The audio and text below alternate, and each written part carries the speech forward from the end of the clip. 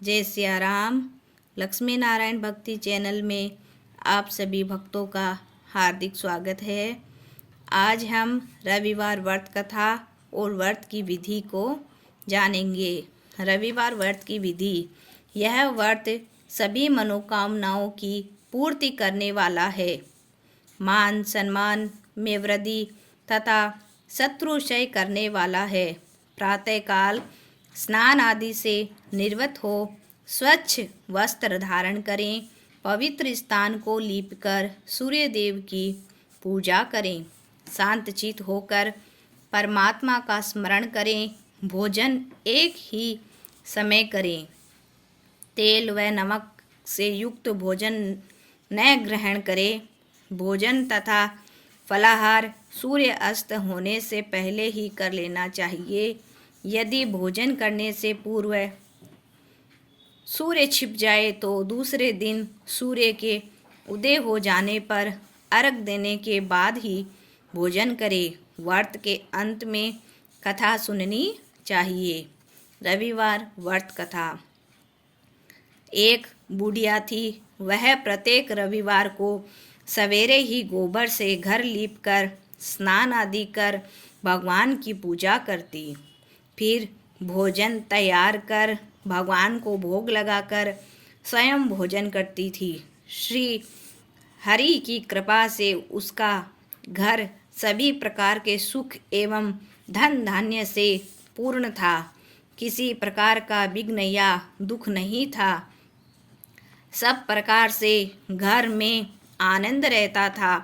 उसकी एक पड़ोसन जिसकी गौ का गोबर वह बुढ़िया रोज लाया करती थी, उस बुढ़िया की संपन्नता से जलने लगी। वह विचार करने लगी कि वह वृद्धा सर्वदा मेरी गौ का गोबर ले जाती है। इसीलिए अगले दिन से वह अपनी गौ को घर के भीतर बांधने लगी। वह रविवार का दिन था।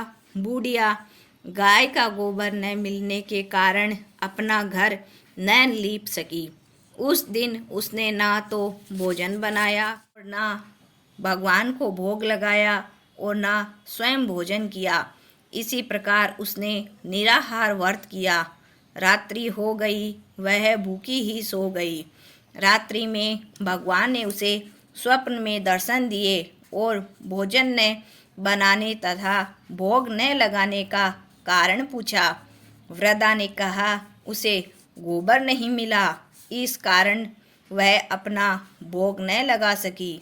तब भगवान ने कहा, हे माता, हम तुमको ऐसी गौ देते हैं जो सभी इच्छाएं पूर्ण करती है, क्योंकि तू हमेशा रविवार को पूरा घर गौ के गोबर से लीपकर भोजन बनाकर मेरा भोग लगाकर ही स्वयं भोजन करती हो। इससे मैं बहुत प्रसन्न हूँ। मैं निर्धन को धन, बांझ स्त्रियों को पुत्र देकर उनके दुखों को दूर करता हूँ तथा अंत समय में मोक्ष देता हूँ। स्वप्न में ऐसा वरदान देकर भगवान अंतर्ध्यान हो गए। प्रातः जब वृद्धा की आंखें खुली तो उसने देखा कि आंगन में एक अति सुंदर गौ और बछड़ा बंधे हुए हैं।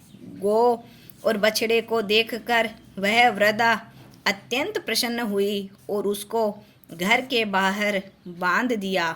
वही उनके खाने के लिए चारा भी डाल दिया।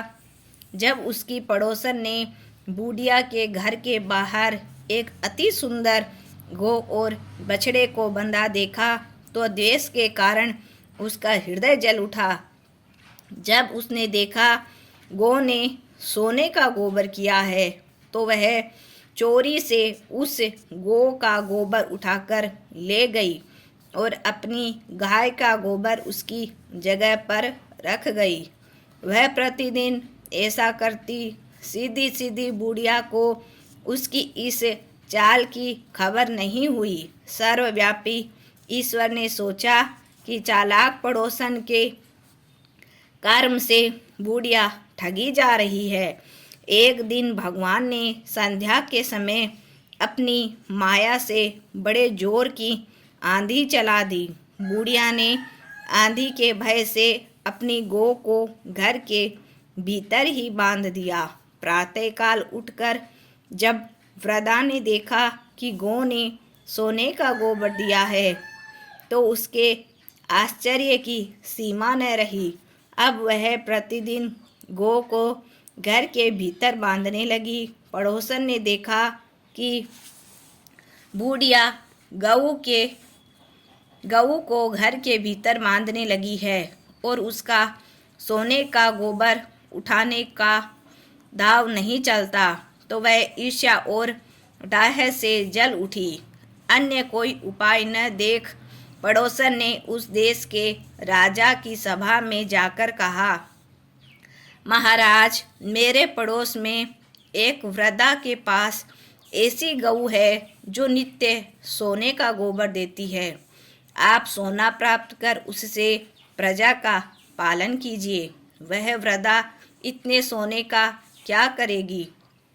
उसकी बात सुनकर राजा ने अपने दूतों को वृद्धा के घर से गऊ लाने का आदेश दिया।